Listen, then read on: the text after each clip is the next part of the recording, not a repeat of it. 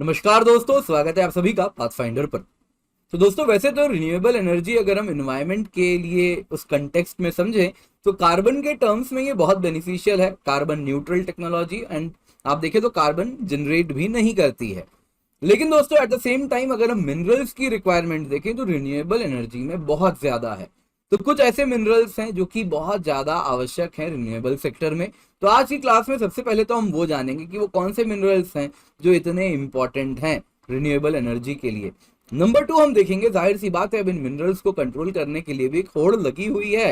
And इसमें अगर आप देखें तो अफ्रीका एक ऐसा कॉन्टिनेंट उभर के आ रहा है जहां पे एक अलग प्रतिस्पर्धा, एक अलग कंपटीशन हमें देखने मिल रहा है वेस्ट और चाइना के बीच में।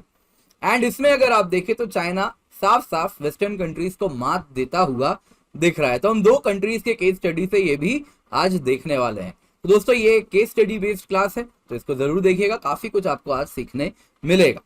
तो दोस्तों मेरा नाम किंजल चौधरी है, मैं आपका स्वागत करता हूं पाथफाइंडर पर। तो अगर आप लोगों ने अनअकैडमी सब्सक्रिप्शन नहीं लिया है तो जल्दी से जाएं, जाके लें और इस चैनल को भी सब्सक्राइब जरूर करें। इसके सिवा आप मुझसे मेरे टेलीग्राम चैनल पर जुड़ सकते हैं जहां पर लेक्चर के बाद आपको पीडीएफ अपडेट्स भी मिल जाएंगे। एट द सेम टाइम अगर आप अनअकैडमी सब्सक्रिप्शन लेने का सोच रहे हैं तो यूज द कोड KC10, क्योंकि इस कोड से आपको सिर्फ 10% ऑफ नहीं मिलेगा, आपको डायरेक्टली मेरे द्वारा हैंड होल्डिंग गाइडेंस मेंटरशिप मिलती है जब भी आप एक साल या उससे अधिक की प्लस आइकनिक कॉम्बो सब्सक्रिप्शन लेते हैं।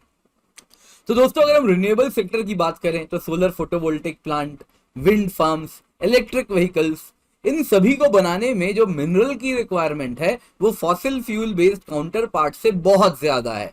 एक टिपिकल इलेक्ट्रिक कार अगर हमें बनाना है तो दोस्तों हमें 6 गुना ज्यादा मिनरल की आवश्यकता है compare to a conventional car. ये आप यहाँ पे इस डायग्राम से देख सकते हैं। एक कन्वेंशनल कार बनाने में आप देख सकते हैं, एक व्हीकल बनाने में कुछ 40 kg जैसा आप देखें तो कॉपर की आवश्यकता है। एंड उसके बाद आप देखें तो थोड़ा सा आप देख सकते हैं यहाँ पे मैंगनीज की आवश्यकता होती है, करीबन करीब आप देखें तो वो भी कुछ काफी कम अमाउंट में। वहीं अगर आप दोस्तों अगर इलेक्ट्रिक कार बनाना चाह रहे हैं तो यहाँ पे 50 kg से भी ज्यादा आप देख सकते हैं कॉपर की आवश्यकता है। उसके बाद आप देख सकते हैं लिथियम की आवश्यकता है, निकल की आवश्यकता है, मैंगनीज की आवश्यकता है, कोबाल्ट की आवश्यकता है, और कितना ज्यादा ग्रेफाइट इसमें लगता है ये तो आप देख ही रहे हैं। तो इस प्रकार से आप देख सकते हैं कि टिपिकल इलेक्ट्रिक कार को यदि हमें बनाना है तो 6 गुना ज्यादा मिनरल का खर्चा लगता है। वहीं दोस्तों अगर हम विंड प्लांट बनाने का सोच रहे हैं, ऑफशोर विंड प्लांट बनाने का सोच रहे हैं, तो नेचुरल गैस की तुलना में आप देख सकते हैं, नेचुरल गैस की तुलना में 1 मेगावाट पावर बनाने में कितना ज्यादा आपको कॉपर की आवश्यकता होती है, कितना ज्यादा केजी कॉपर आपका लग रहा है।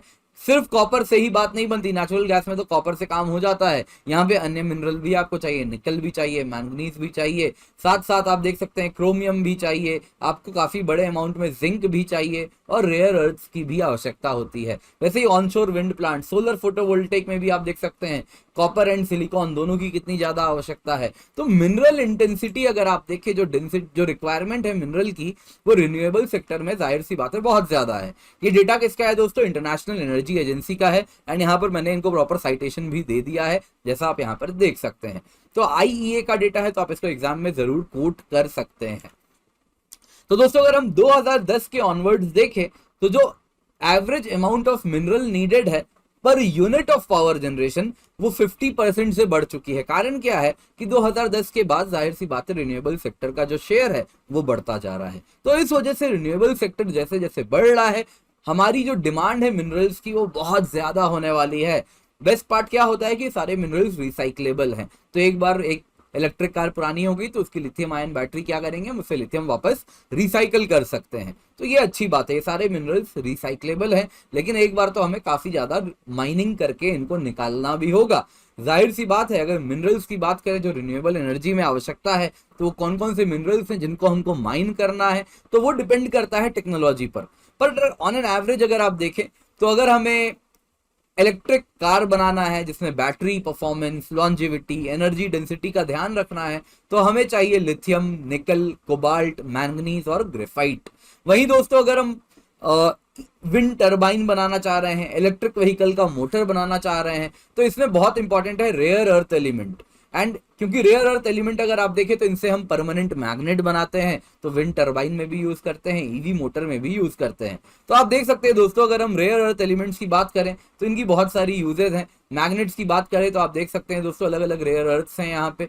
तो मोटर और जनरेटर बनाने में काम आता है, माइक्रोफोन, स्पीकर, एमआरआई में यूज करते हैं हम। वैसे ही मेटल एलॉयज का यूज करते हैं दोस्तों, तो इनको आप देख सकते हैं आप कुछ बैटरीज बनाने में काम आता है, सुपर एलॉय बनाने में काम आता है, स्टील बनाने में काम आता है। वैसे ही आप देख सकते हैं ऑक्सीडाइज स्टेट में हम फॉस्फरस के लिए एलईडी में एज फॉस्फर हम यूज करते हैं। वैसे ही आप देखें तो हम flat panel display, LED screen, LED बनाने में, इन सब में हम यूज करते हैं। कुछ काफी आप देख सकते हैं अलग अलग रेयर अर्थ एलिमेंट्स यहाँ पर आप देख पा रहे हैं। वैसे ही कैटलिस्ट एंड केमिकल प्रोसेसेस में, सेरामिक एंड ग्लासेस में, फर्टिलाइजर्स, पिगमेंट, मेडिकल ट्रेसर्स बनाने में, सभी में रेयर अर्थ एलिमेंट्स की आवश्यकता है। एंड रिन्यूएबल सेक्टर में भी बहुत ज्यादा आवश्यकता है रेयर अर्थ एलिमेंट्स की, स्पेशली मैग्नेट्स बनाने में and at the same time electric vehicle का मोटर बनाने में।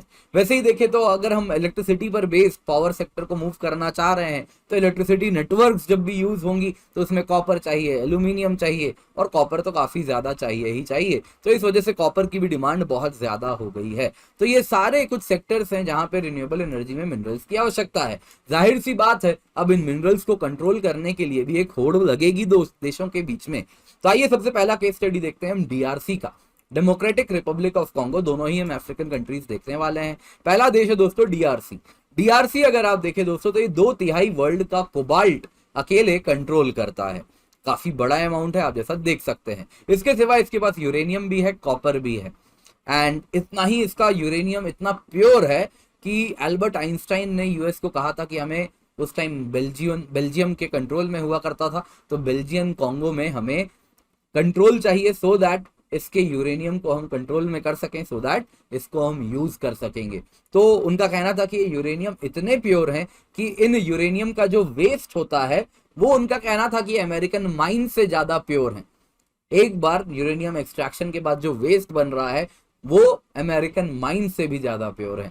तो उनका कहना था ऐसा। तो यूरेनियम है, कॉपर है, एंड फॉर डिकेड्स आइंस्टाइन की बात मानते हुए यूएस बेस्ड कंपनीज का दबदबा रहा डीआरसी में। और डीआरसी पे कंट्रोल बनाने के लिए आसान नहीं था। यूएसए ने बिलियंस ऑफ डॉलर एड में खर्च किए हैं, ट्रांसपोर्ट प्लेन्स दिया है, वहां पे मिलिट्री इक्विपमेंट्स दिए गए हैं डिक्टेटर्स को। और इसके बाद अमेरिकन कंपनीज वहां पर काम किए, तो स्कूल्स बनाए, हॉस्पिटल बनाए, लोकल कॉन्गोलीज को उन्होंने एम्प्लॉय किया, और उसके बाद वहां के मिनरल्स अमेरिकन कंट्रोल में रहे। लेकिन दोस्तों फिर क्या होता है, जो अमेरिकन कंपनी, अब नाम लेने की आवश्यकता नहीं है, ना ही आपको जानने की आवश्यकता है, तो जो अमेरिकन कंपनी यहाँ के माइंस को कंट्रोल करती थी, उन्होंने ऑयल एंड गैस बिजनेस में भी वेंचर किया। Oil and gas price crash होने के ठीक पहले जैसे ही उन्होंने वेंचर किया, जल्दी oil and gas price crash कर गए और कंपनी को बहुत ज्यादा नुकसान झेलना पड़ा। जाहिर सी बात है, कंपनी, अब उसको कोई बेल आउट करवाना था, किसी को तो उसे बेल आउट करना था। अब उनकी गुहार थी कि अमेरिकन गवर्नमेंट से कि वो कर दें, बट अमेरिकन गवर्नमेंट का ये तो बिजनेस डील है, हम इसमें इंटरवीन नहीं करेंगे। तो इस मौके का फायदा उठाते हुए चाइनीज ने इंटरवीन किया, और जितने भी कॉन्गो के माइंस थे वो उन लोगों ने खरीद लिए इस कंपनी से, और कंपनी भी बेल आउट हो गई। 200 सालों तक डीआरसी में अमेरिका ने इंश्योर किया कि सोवियत यूनियन किसी भी तरीके से यहाँ के यूरेनियम, कोबाल्ट, कॉपर को कंट्रोल ना करे। इसके लिए कितने कोल्ड वॉर के टाइम तक इन लोगों ने अलग अलग, मतलब आप देखें तो अलग अलग शतरंज की चाल चली, लेकिन अब ये कुछ ज्यादा ही रिलैक्स हो गए, और रिसेंटली आप देख सकते हैं इनको चाइना ने यहाँ पर पीछे पछाड़ दिया इसके साथ। वैसे ही आप देखिए तो चाइनीज माइनिंग जायंट है ज़िजिन, वो ऑलरेडी एक लीगल बैटल में इस वक्त एम्ब्रॉयल्ड है। किसके साथ? ऑस्ट्रेलिया की AVZ मिनरल है, जो कि डीआरसी के ही मनोनो माइन को लेकर एक लॉसूट चला हुआ है दोनों कंपनीज के बीच में। और दोस्तों जो भी इस माइन को कंट्रोल करेगा इस लॉसूट को जीतने के बाद, वो आप देखें तो वर्ल्ड की one of the biggest lithium deposits को कंट्रोल कर लेगा। जैसा हमने देखा, लिथियम, कोबाल्ट, ये सभी बहुत ज्यादा इंपॉर्टेंट मिनरल्स हैं, जो कि आप देख सकते हैं दोस्तों यूज किया जाता है काफी ज्यादा भारी अमाउंट में। आप देख सकते हैं किसमें, तो इलेक्ट्रिक कार्स में। ये देख सकते हैं दोस्तों, दिस इज कोबाल्ट। यहाँ पर आप देख रहे हैं दोस्तों, दिस इज, ये जो ब्लू कलर में यहाँ पे देख रहे हैं आप, दिस इज लिथियम। तो काफी ज्यादा इनका यूज है। वैसे ही आप देख सकते हैं ऑफशोर विंड प्लांट्स में भी इनका इस्तेमाल किया ही जाता है। तो इस तरीके से बहुत ज्यादा अब यहाँ पर डीआरसी में चाइना लग रहा है एक तरीके से वेस्टर्न कंट्रीज को पछाड़ चुका है। अगला केस स्टडी देखते हैं दोस्तों जिम्बाब्वे का। जिम्बाब्वे में दोस्तों आप अगर देखें तो अफ्रीका का ये लार्जेस्ट लिथियम रिजर्व्स में से एक जिम्बाब्वे के पास है एंड फिफ्थ लार्जेस्ट ग्लोबली है।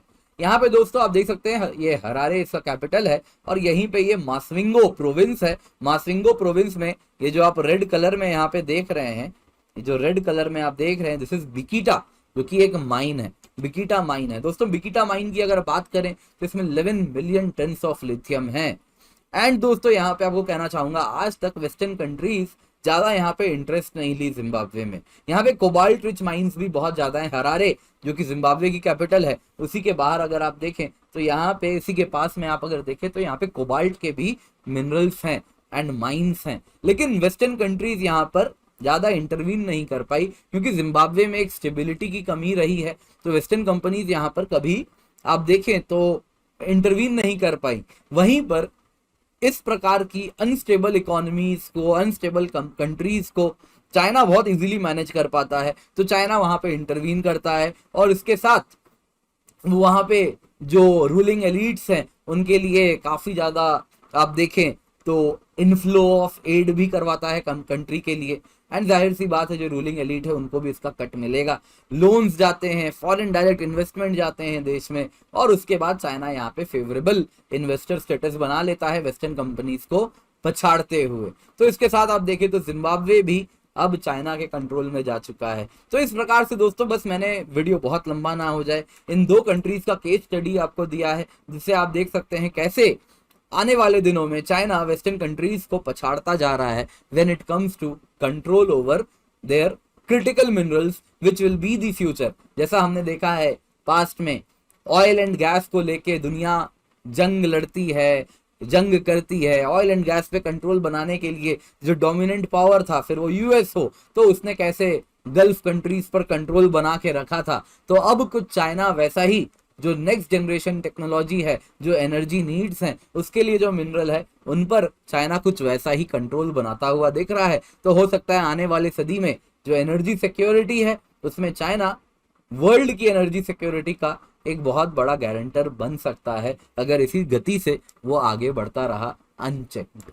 तो दोस्तों अगर आपने अकेडमी सब्सक्रिप्शन लेने का सोच रहे हैं तो यूज कोड KC10 क्योंकि इससे आपको 15% ऑफ नहीं मिलेगा। वैसे आपको मेरी हैंड होल्डिंग गाइडेंस मिलती है जब भी आप एक साल या उससे अधिक की प्लस आइकनिक कॉम्बो सब्सक्रिप्शन लेते हैं। अकेडमी में आप देख सकते हैं बहुत सारे हमारे टॉपर्स सामने आए हैं। इसके सिवा अनअकैडमी अनबॉक्स आपके लिए हम लेकर के आए जून 13 से लेकर जून 15 तक, जिसमें अगर आप एक साल की सब्सक्रिप्शन लेते हैं प्लस की तो आपको 6 महीने की एक्सटेंशन मिलेगी free of cost, so that आप अगले मेंस तक पढ़ सकें बिना किसी दिक्कत के। तो निश्चिंत होकर आप अनअकैडमी सब्सक्रिप्शन अभी लीजिए, यूज द कोड KC10। साथ ही साथ आइकनिक सब्सक्रिप्शन में लाइव मेंटरशिप है, स्टडी प्लानर है एंड साथ साथ मेंस क्वेश्चन आंसर प्रैक्टिस भी आपको मिलता है। जो प्लस सब्सक्रिप्शन है इसकी एक साल की कीमत 51,470 रुपीज है, एक साल की आइकनिक की 7394 रुपीज है एंड एक साल की ऑप्शनल की 27,215 रुपए है। ये सारी तब है कीमत जब आप KC10 कोड का इस्तेमाल कर रहे हैं। इसके सिवा आप देख सकते हैं दोस्तों अगर आप 0% EMI पे आपको हम लोन भी दे रहे हैं। Pathfinder weekly current affairs test है, daily 4 PM to 6 PM mains answer writing program भी मैं रन करा रहा हूँ, प्लस कोर्स भी एनवायरमेंट की, ज्योग्राफी की, इन सबका आप हिस्सा बन सकते हैं। डाउट सॉल्विंग सेशंस भी हम लेकर के आए हैं। UPSC CSE बैचेस भी जून 15 से स्टार्ट होने वाले हैं एंड नए ऑप्शनल कार्निवाल भी हमने स्टार्ट किया है। Geography, history, socio, pubad, mathematics, PSIR, agriculture, सबके नए नए बैचेस स्टार्ट हो रहे हैं तो आप इनका हिस्सा बन सकते हैं। Thank you so much for joining, have a great day.